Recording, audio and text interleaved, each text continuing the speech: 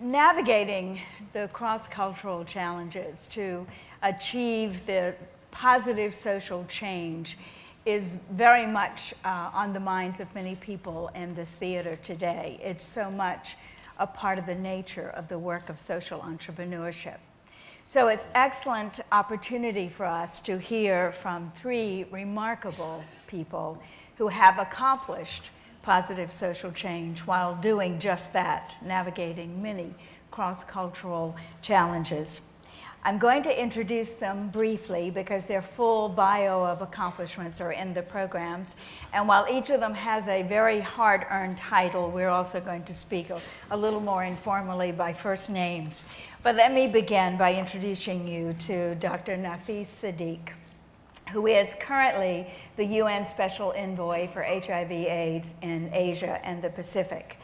Dr. Sadik is also a special advisor to the Secretary General of the UN, and she was for many years the Secretary General of the UN Population Fund, and was, a matter of fact, the person who put together that landmark population conference in Cairo in 1994. Trained in medicine with a specialty in gynecology, Dr. Sadik has pursued over the years the issues of maternal and child health, reproductive and sexual health, and I can't quite imagine any issues in which there would be more cultural challenges in terms of values, norms, deeply held family beliefs. Can you begin, Nafis, with sharing some specific examples of how you successfully navigated those challenges in these very important areas? Thank you. Thank you very much. And first of all, I must say I'm very pleased to be here in this very impressive hall. Audience, if I don't look at her and speak, though I'm supposed to be speaking to Pat, I've been told that my voice has to project this way because my microphone is this way. I'm just giving an explanation of for my rudeness, so to speak. As you know, a large part of my career has been in the United Nations, which by its very nature is multicultural. It's the home of so many, all the countries of the world. And there, the whole issue of reproductive health, of reproductive rights, of family planning was a most sensitive and difficult issue to deal with. And in the UN, they don't like to deal with sensitive issues necessarily, but on the other hand, the UN provides a forum which allows for dialogue and debate and comes to agreement in the end on many of these difficult issues. My own personal experience and the experience that I gained from our organization on the whole issue of sexual and reproductive health was that you had to take culture and traditional values of the society into account and also of the individual, but that you also had to have as a principle the international framework of human rights, and therefore you could not allow culture and traditional values to be used to justify behavior that, in fact, or actions that discriminated against women or, in fact, didn't allow them to have their rights. Secondly, that unless you also involved the women themselves in the change, it really couldn't happen. It couldn't just be dropped in from the outside because it's a good thing and I thought it was a good thing. You had to work hard to get women convinced. But to convince the women was not only just family planning, you had to get them education, you had to get them other health services, and you had to find a way to get them a seat at the table gradually. And thirdly, that you couldn't work with confrontation. I mean, confrontation was easy in our field. I mean, I've given so many speeches full of rhetoric against males and their behavior and how terrible. And, those are very easy to get. Gave all about religious leaders and how terrible they are, and every religion discriminates against women. All these come very easily to me, and I did them. But on the other hand, I also realized that we had to work with these leaders, and that you never let it get to the point that it became like, you cut off the dialogue. You had to keep the dialogue open.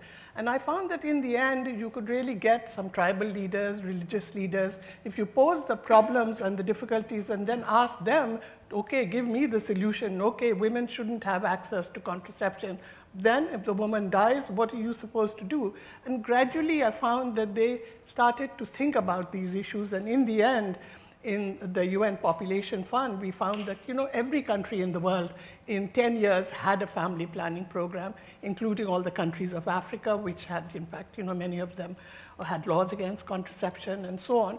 So I think you have to have courage. You have to have the courage to speak out. You have to take every opportunity to speak out. Never let things just pass. I mean, I can give you stories about myself in the UN, which I won't, but I mean, women, when But you will share the story, I hope, of bringing the husbands in and telling them the threat to the health of, just quickly, one of those stories. If I can, quickly, I love talking about these things. But when I first started in Pakistan, this was before I came to the United Nations, and I was really young and looked extremely young in the 50s. We didn't have family planning. And I worked in a village hospital, which was under the sort of patronage of the army. And I did maternal and child health for the women in that area, but did many other things. Anyway, I asked the commanding officer, when I found these women so anemic, so unhealthy, they really shouldn't get pregnant so often. So I asked my commanding officer in the hospital, I was a civilian medical officer, and I said I wanted some money for contraceptives. And he really almost fell off his chair. What? In the army, we don't talk about these things. And finally, I pestered him so much, he gave me an amount of money, and I bought some condoms and diaphragms at that time, which were the only ones available in the 50s. And I tried to get the women to use the diaphragms, but of course, the women thought I'd come from Timbuktu, and how were they going to decide what they were supposed to do? And then I decided this wasn't going to work, because they said their husbands or their mother-in-laws or whatever had to make the decision. And it shows you how out of touch you are with your own society, because I took it for granted that if I gave women the contraceptives, they would use it. So finally, I decided to get all the husbands in.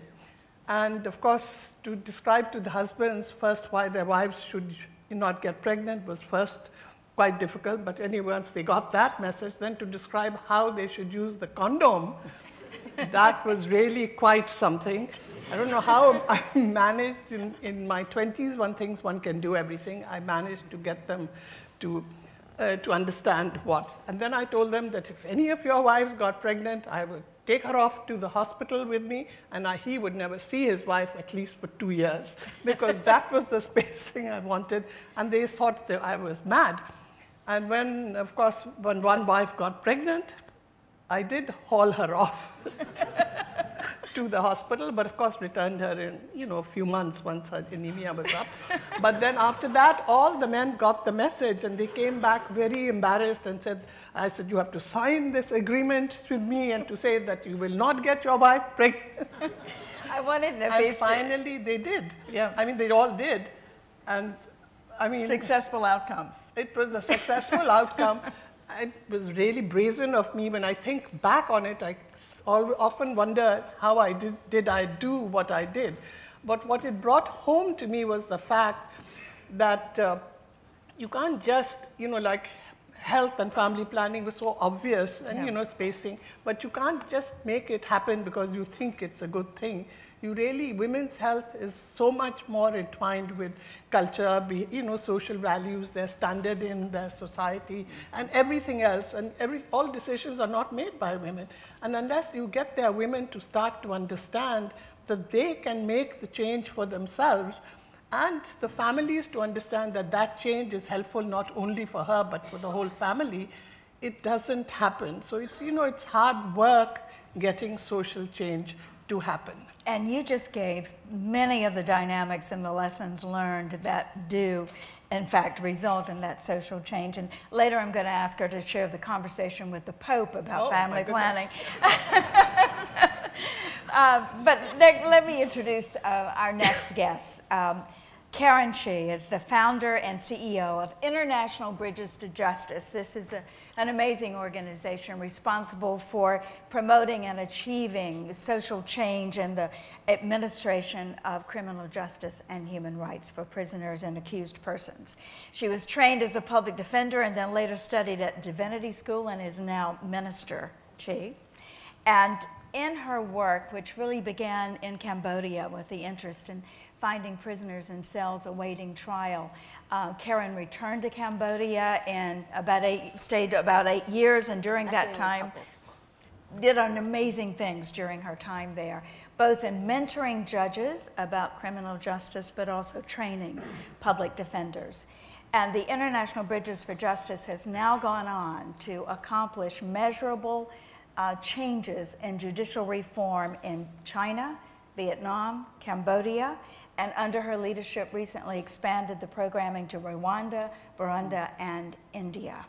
Certainly those represent diverse cultures, cultures with deeply rooted powers, deeply held beliefs, particularly in the areas of criminal justice, crime and punishment.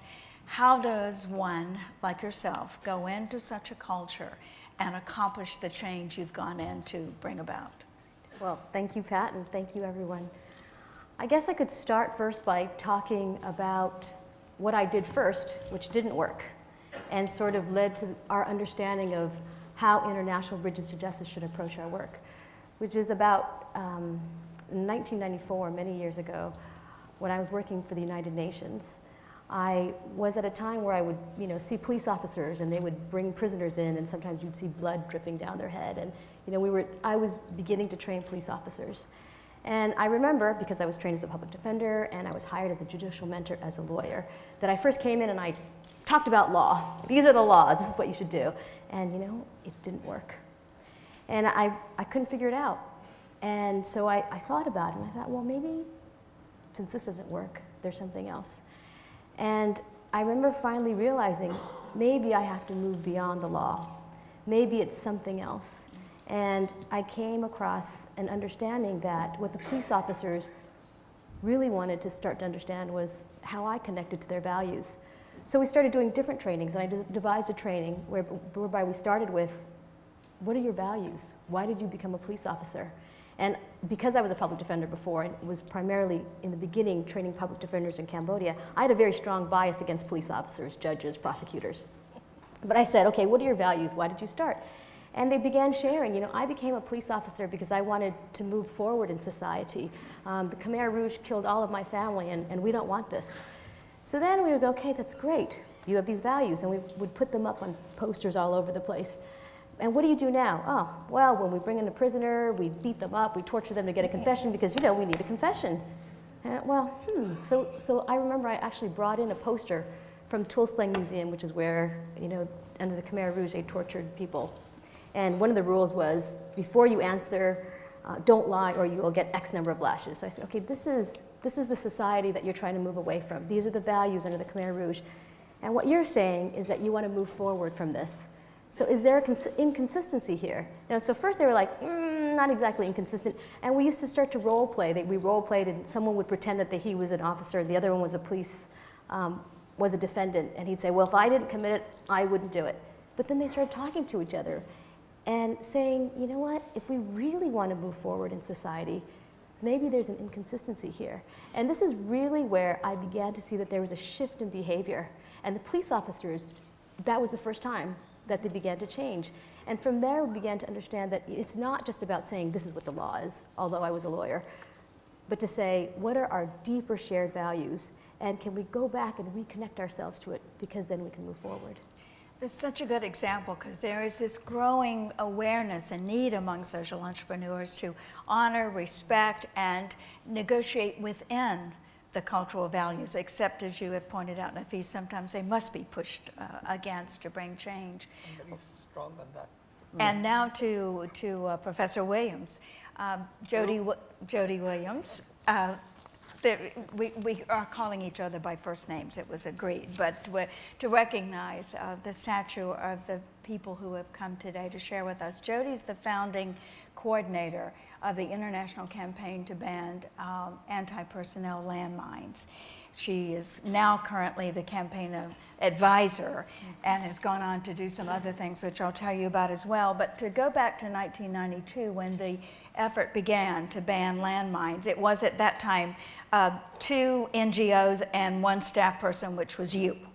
But it very quickly grew to 1,300 organizations working across 95 countries.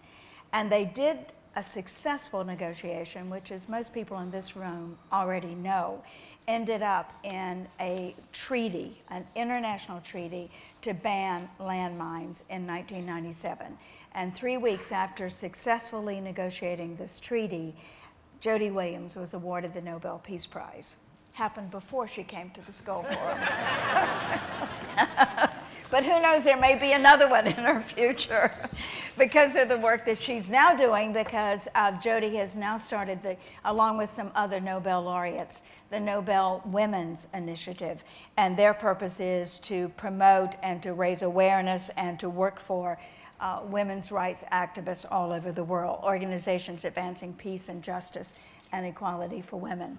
But let's go back to those years between 92 and 97, working cross-culturally in 95 countries to negotiate in each country a ban against these landmines. What were the biggest challenges? Pat and I have talked about this a bit before, so I was first thinking about growing the campaign from two, which were in the West. One was in Europe, one was in the US, so we could call it international. But, you know, the myth worked. But obviously we couldn't just have the producer countries, which is what the West generally was. We needed the user countries, we needed the victimized countries, so we quickly had to grow to encompass the whole world. It didn't occur to me that it would be a problem. It really didn't. You know, if we have a simple goal of banning landmines, and we're a coalition of independent organizations, how do we get everybody to believe that the campaign is theirs? That probably conceptually was the biggest challenge, but it wasn't hard. It just means involving every organization or a representative in the overall strategizing of how are we going to make this go forward. Okay? We want to get a ban. What are we going to do in the first 6 months? And when we accomplish that, what will we do next? And then saying, okay, this is our overall strategy. This is what we want to do this year. How are you in Cambodia going to do it? How are you in Angola going to do it? How are you in Afghanistan going to do it? How am I going to try to do it in the US? And each campaign just contributed what they could contribute and worked with their own governments based on their own political culture. Obviously, the Afghan deminers who formed the core of the Afghan campaign couldn't tell me how to try to deal with the US administration. Likewise, I couldn't tell the Cambodians, you know, how to deal with the king and the Cambodian government. It was respect for and trust in your partners and colleagues that if they really believed in it as much as you did, they would do what they said they were going to do. And my role was literally coordinating. I didn't see myself as more important, better, etc. It was just, tell me what you're doing to advance our common cause, and I will make sure everybody knows, so we're all empowered. But you were so successful, Jody. There must have been lessons learned that you applied to this global kind of negotiation. Mm-hmm. Identifying the right allies, mm-hmm. Communication, follow-up. For me, the fundamental was communication. If you really were a coalition and you wanted to advance your coalition's goals around the world, everybody had to have the same information. And this is not, I'm not joking. You know, some people who run a global organization or whatever want to keep the power. They want to be seen as the most important. That's one technique. But how do you make everybody in your growing coalition believe that what they do matters if you don't involve them? If you don't make sure that the French campaign knows the success that the Cambodian campaign had last week. So when they go to the French government, they go to Mitterrand, they can say, do you know that the Cambodian campaign went in the streets and got 500,000 signatures in 2 months? And they've moved the king to call for a ban. Mitterrand, what are you going to do? And we got it to be a competition. And every time a campaigner would go to their government, they could say, this was done here, this was done there, this, government has done this little step. What are you going to do? And everybody felt empowered. Everybody was empowered. Nobody was more important than anybody else. That was one of the most fundamental. The biggest difficulties in communication, I would say, was about terms like social entrepreneur. Even though we operated in 95 countries, and ultimately, the language of our campaign was English. And that was accepted. It was the only way we could move forward. And sometimes there were real difficulties in things that, to me is clearly obvious, right? Even the name, ban landmines, for some campaigns in different languages, it didn't make sense. I think of this social entrepreneurship, which is a relatively new term. I'm still having a hard time figuring it out. I really am. Like, am I still an activist if I'm a social entrepreneur? Or if I suddenly become a capitalist, like I'm confused? Because when I grew up, in my world, capitalism was a little dodgy. You're going to find out a lot about that over the next couple of days. Imagine, how do you explain social entrepreneur to Gemma the Beehive in Armenia, who was one of my best campaigners, She's an activist. I think language is a very important issue. I had this experience when I was doing the conference on population development in Cairo, and we had this program document. And I arrived in Cairo where the conference was being held, and the headlines, apparently, they wouldn't even dare tell me what the headlines were. I had to get my own interpreter to read it out to me. They said, oh, this is a conference of evil, of promoting free sex, and blah, blah, blah, all kinds of things. And what the Sheikh of Al-Azhar was condemning this, and even though it was in his own country. And I got really quite perturbed because many Muslim countries then didn't want to be associated. Anyway, I went to the Sheikh Al-Azhar, and I asked him, why was he saying all these horrible things about my conference and the document? So he said, oh, well, it's this, it's that. I said, have you read the document? He said, no. I said, oh, well, how did you? He said, well, the Vatican told me that it all these things. I said, the Vatican participates in the conference. I'm not quite sure, because they are members, how they can say all these things. And anyway, so I sent him a copy of the document and, the Arabic translation. And then he went through all the words and said to me, well, you see, reproductive health means in the translation, giving sexual services. Sexual and reproductive health. Oh, well, then we have to change it. And it took a long time to find some Arabic word. Empowerment of women had a negative connotation for women. Empowerment of men, he said, was fine. But empowerment of women in the Arabic language was sort of anathema to them. Women can't have power. And it took a long time to get some words which, I had to get many other translators to make sure that they were the right word. But the term reproductive health also has difficulties. Even the Japanese still use reproductive health. And even in French, empowerment of women is not so easy to translate. So I think language is very important when you're working on a global issue. And of course, for us, it was too late. And in the end, sexual and reproductive health has become part of the lingua franca in many countries. I mean, in Pakistan, you'll hear reproductive health. In Sudan, you'll hear reproductive health. And it's nothing to do with their local language, but they just use it. But empowerment of women is still an issue in the translation. Certainly getting the language right is very important. And then also beginning on common ground. With you, it was a common goal. With you, it was common values. With you, it was health is shared. The right of women to have health and to have some control over their own decision-making in health, especially in the area of sexual and reproductive health. Let's talk about some other barriers that are part of cross-cultural work, but also are part of just being who each of you are.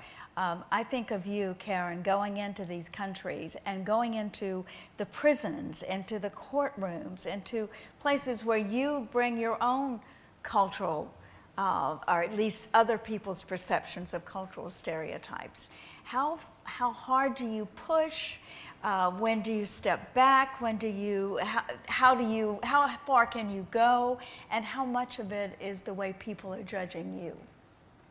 Well, I'll probably answer in a way that might surprise you and might surprise everyone, which is to say that oftentimes people have asked me, wow, you go into these places and these stereotypes, you're an Asian woman, you're going to these countries, there must be strong stereotypes against you. And I'll tell you honestly, the place that I have the most difficulty is not in Asia, is not in Africa, is actually within the Western world. And see, you said yes. Because, and the funny thing is because there is an overt bias in certain places like Asia, where it's so overt that you can address it, you can call it on its name, and you can laugh because it's so ridiculous. What's much harder to battle is a sort of a subconscious bias, where you have to, prove your whatever, where you're invalidated, but it's not really a conscious bias. And what's interesting to me too is that, and it may be also because when we go into certain places, we have a different mindset. For me, when I am walking into a prison or working with the Ministry of Justice or going into different places, I always remember the story of the Shambhala warrior. Do you know the Shambhala warrior?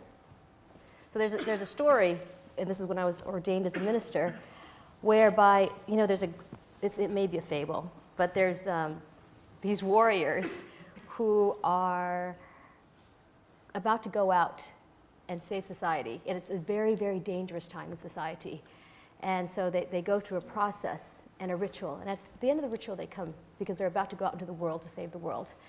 And they're told, if you really want to save the world and walk into the very corridors of power, there's only two things you need, and these two things only. And if you remember them, you will succeed. And that is, number one, you must have compassion. And number two, you must remember our interconnectedness. And I feel very strongly that almost every place that we've gone, people are like, wow, how did that happen? Why are we in the prisons of Burundi? Or, why are the doors opening here? It's almost like a miracle, but it's not really a miracle. It's because we're able to connect to something universal within each other that moves us forward.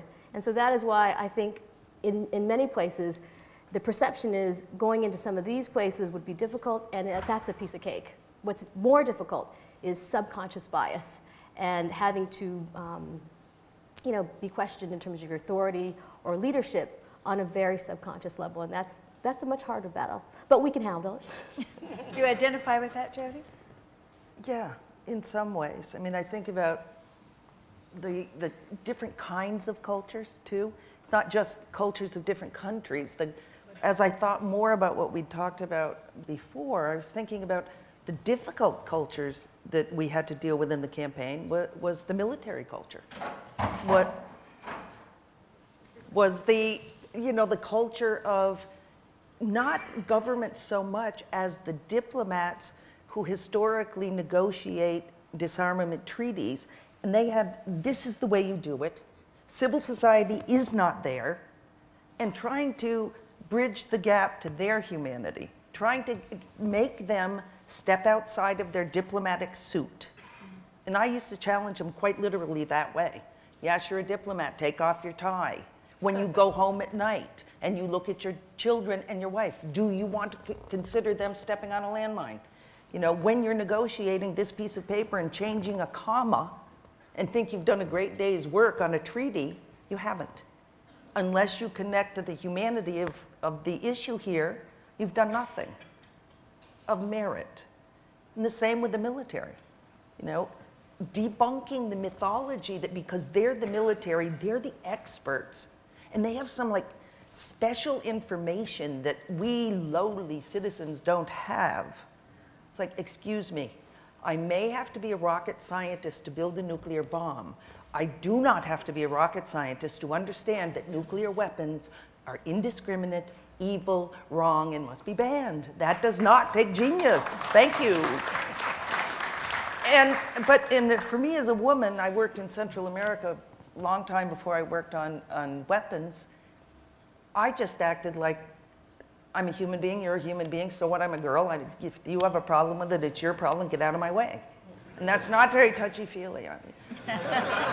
So, I'm not quite as sweet as she is. Just because you get the Nobel Peace Prize, you do not become Mother Teresa. No, you. I'm and you are certainly a good example of pushing the lines, pushing the barriers, but obviously maintaining a certain level of respect, because that's necessary to continue the work. And yet all three of you are certainly illustrate how important it is to stay committed and passionate while facing these barriers. And it's time for the Pope story, but you're going to have to, I mean, I'm just trying to imagine this, you sitting down with the Pope to talk about reproductive and family planning. Reproductive health, sexual health, and family planning. I'm not sure that I'm supposed to talk about my meeting with the Pope, but anyway, here it is. Well, you know, when we were doing the Cairo conference, I was very keen to have the Catholic Church also be part of the consensus. So I worked very hard with the church, and they sent many delegations to New York to negotiate with me. I read every speech the Pope had ever made about natural family planning and so on. And the arguments went on, and you know, they kept saying to me, that you must understand, you're so clever. And, you know, they kept repeating this argument to me. It was in the higher good. And, you know, I said, this is all gobbledygook to me. I don't really understand what you're trying to say. If you say that, you know, the sexual act is only for procreation, I can understand that. But if you say, well, you can have sex and plan your family, which is what natural family planning tries to do, then I don't understand why we can't use modern methods, because, you know, in the scientific era, it just didn't make sense to me. Anyway, to cut a long story short, in the chapter on fertility and family planning, we decided that we would have, you know, there is already an agreed, and I was thinking about Jody when this was agreed, the recommendation that is agreed everywhere is that all couples and individuals, and you'll wonder why we've got all couples and individuals instead of all individuals. This was inserted by the Holy Church because they wanted only couples, and then everybody else in the world wanted individuals to have the right to decide freely and whatever. Compromise. Yes, the compromise was all couples and individuals. And people often ask me, you know, why is this peculiar, you know, formulation? Anyway, that was the reason. But in the section on that, I decided that we wouldn't mention any methods of contraception, but that all couples should have the information and the means, and that it was the responsibility of countries to provide that. But the decision on whether to get married or not to be married, whether to have children or not to have children, or how many children to have, should be left to the individual, and especially to the individual woman. And, you know, there was a lot of emphasis on women having more in decision making on. And I thought that that would be very much acceptable to the Holy See, because it didn't mention any methods, you know. So I went to see the Pope with this, and expecting to come out triumphant. Instead, the Pope started by saying, this is the year of the family. And I said, yeah, it is, but, you know, I'm here for the International Conference on Population and Development. He said, no, why have you taken this different approach, which is going to lead to the destruction of the family? And so I said, I'm not quite sure, you know, what does that mean? So he said, well, why have you taken this individual rights approach?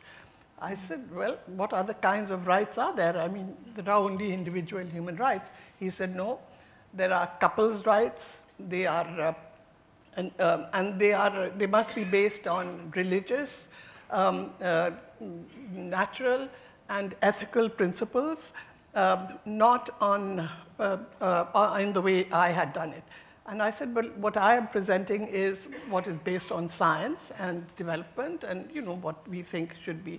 He said, no, there can be no other way of addressing this issue except the religious, etc. So then we continued with the discussion, and I said, but whose religion is to be, you know, because there's so many religions in the world. He said, no, there is only one religion, the natural law, etc., etc. So there are certain things you don't see, and then on women, etc. I mean, I try to make all my case about women and adolescent and etc. And if my children and your children got whatever behaved in a way which you didn't agree with. Your values may be different to your children's values, but yet you don't want your children to be, for your girls to be pregnant or to not have the opportunities or to get infected with HIV, et cetera, but he was, totally unconvinced. So I decided that, that was a total failure as far as I was concerned. I mean, as much as I tried, I could not convince the Holy See that they should support contraception for a higher cause, even though they talked about the sanctity of marriage, the sanctity of life, but in the case of HIV/AIDS, they were not prepared to make that compromise. And in the end, I left with the Pope being very unhappy with me, and I suppose being very unhappy with him as well. Well, I ask you to share that, Nafis, because many of the social entrepreneurs are going to go up against authority. They're going to go up against powers that are quite persuasive and having the Pope, reasons But the Pope, what he said, I asked him, I said, how many people do you think in the Catholic religion follow your teaching? And his response was, they all do, except those materialistic societies of Europe and North America. And I said to him that is totally untrue, because the whole of Latin America has the highest number of abortions in the entire world, I mean, in percentage terms to their pregnancy. So they may be following your teaching on family planning, contraception, but they are committing, perhaps, it should be in your eyes, a greater evil. And he said, oh, no, that was because women choose to do what they did. And when they could choose to do whatever they wanted, they were choosing this. And so, it was like a closed mind. And I think they have like many other religious leaders, I don't want to talk about the Catholic Church only, many religious leaders have this thing about women, that they must be in the home looking after the men. And the family disintegration is due to women, when in fact it's not. Women, as I was explaining to him, which he said to me, and I said, women look after their children, they spend all their life, working hard to. And men, leave their children and go on to marry other families and so on, and maybe leave those as well. We may not find ourselves, most of us will not find ourselves arguing with the Pope about family planning. But it's a good example of the challenges that you do face when you are trying to honor and respect religion, values, but to push against the ones that are, as you say, holding back the health. The Catholic Church joined the consensus in Cairo, by the way, which was something. And so I used it to say that they supported family planning, which the Holy See kept reminding me of that they did not. I said, but who knows that? Because you joined the consensus in Cairo, which supported family planning. And all I'm saying is, I didn't say you support family planning. I say you joined the consensus at Cairo, which implies to people that you support family planning. Well, I was going to say that the other lesson from that was that make sure you have your facts right. Which you did with the Latin American fact. Can you think of other lessons too, Karen, times when it really felt almost impossible to push against the system to bring about the reform that you were fighting so hard to do, and did? Well, again, this answer might surprise us, but really what I found is that the biggest challenge for us has not been the countries, has not been the governments, has not been the police, has not been the judges, it's actually been the West. Oh. Right now there's 113 countries that torture, probably at least 113, but 113 named. There are 93 countries that actually have laws on the books that say it's illegal to torture and that you have a right to counsel. And since we started in China, Vietnam, Cambodia, we started receiving requests from virtually every corner of the world, where defenders throughout said, we have the exact same problem. Can you come help us? We have laws on the books, but we're in danger ourselves, and we need help. Now the phenomenal thing is that here's the defenders. They're courageous. They're saying, we've got it. We are the seed of hope. But I've got the West, and we've got the culture that says, wait a minute, we're not sure we want to be Western imperialists and come do too much here. It's almost like culture is working against culture. And we have a very superficial analysis of culture, which prevents us from moving beyond. I think we have to stop, if we really want to do the work, we have to stop beyond this sort of superficial view of culture and say, for instance, what we notice is that culture, there's culture across countries. The defenders throughout the world have a similar culture. A defender from Burundi may have the same experience because he is in danger, has no access to his clients, as a defender from Cambodia. There's something in a shared experience. And this defender, she may feel more connected to the defender in India than a judge in her own country. And so there's shared experiences that we have to draw from and understand. And then as a community, and this is why I think social entrepreneurship is so exciting, we have a culture of hope. Social entrepreneurship. We have a culture of doing the impossible because there's an X factor. And I'm aware of the fact that we're at a business school and business things are wonderful. And at the same time, it can't just be that. Because we are a variable. People are a variable. Nothing is static. You can't sit there and do an analysis and say, oh, we can't go to that country, we can't go to that country, which is what we hear all the time, because there's a problem. If you can plant a seed of hope, if you can make it happen, the defenders who stand up, we've got to say, we'll give you what you need, we'll support you to make this a reality, because you can't define what we are a variable. The world is not static. Culture is not static. There's a culture of choice. And we're all part of that story. We are creating history. We create culture. We've got to make it happen. I can't think of a better way to end this panel.